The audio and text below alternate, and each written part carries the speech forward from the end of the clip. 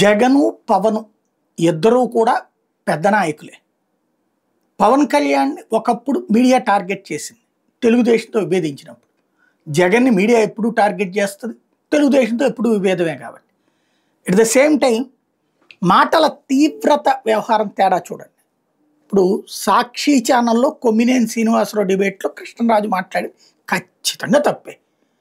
అందులో సమర్థించేవాడు ఎవ్వడు లేడు, అన్నం తినేవాడు ఎవ్వడు సమర్థించడు ఆ మొక్క వేశ్యల రాజధాని అనే పదాన్ని.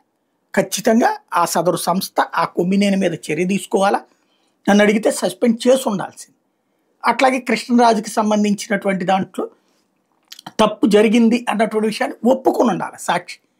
అతని మాటను మేము మా ప్రజెంటర్ కంట్రోల్ చేయకపోవడం తప్పు అన్నటువంటి. సరే అయిపోయింది. దాని విషయంలో ఇద్దరి చేతన స్టేట్మెంట్లు ఇవన్నీ నడిచినాయి. ఇప్పుడు దీనికి చంద్రబాబు కానీ వీళ్ళందరూ ఏంటి, ఏకంగా జగనే మాట్లాడినట్టు జగనే క్షమాపణ చెప్పాలని డిమాండ్ చేస్తున్నారు. ఎస్, ఖచ్చితంగా సాక్షికి సంబంధించినటువంటి దాంట్లోది కాబట్టి అడగడం అనేటటువంటి పాయింట్ నడుస్తుంది. అది హైలైట్ చేశారు కదా, గుడ్. మహిళల కోసం, మహిళా గౌరవం కోసం ఇది.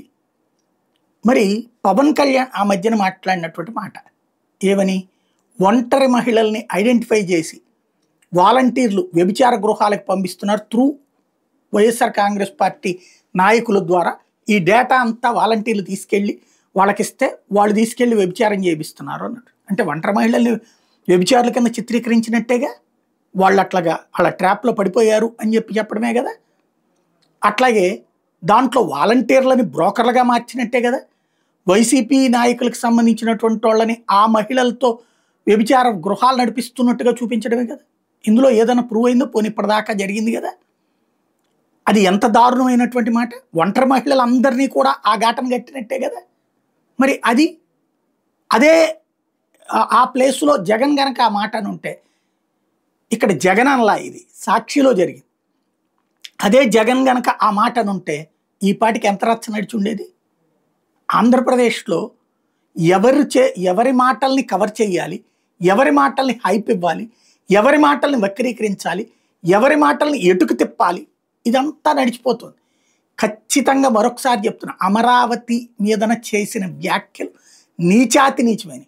అదే సందర్భంలో వాలంటీర్ల మీదన అలాగే ఒంటరి మహిళలకు సంబంధించిన ఆడు చేసిన వ్యాఖ్యలు కూడా తప్పే. ఈ రెండింటినీ తప్పుపట్టే నేను. ఆ రోజున అది తప్పుపట్టా, ఈ రోజున ఇది తప్పుపడుతున్నా. మిగతా వాళ్ళు ఒకదాన్ని సమర్థించుకొస్తున్నారు, ఒకదాన్ని వ్యతిరేకించుకొస్తున్నారు. ఖచ్చితంగా మహిళల విషయంలో సంస్కారయుతంగా ఉండాలి, వేగ్గా మాట్లాడకూడదు అన్నటువంటి జ్ఞానం ప్రతి ఒక్కళ్ళకి అవసరం రాజకీయాల్లో.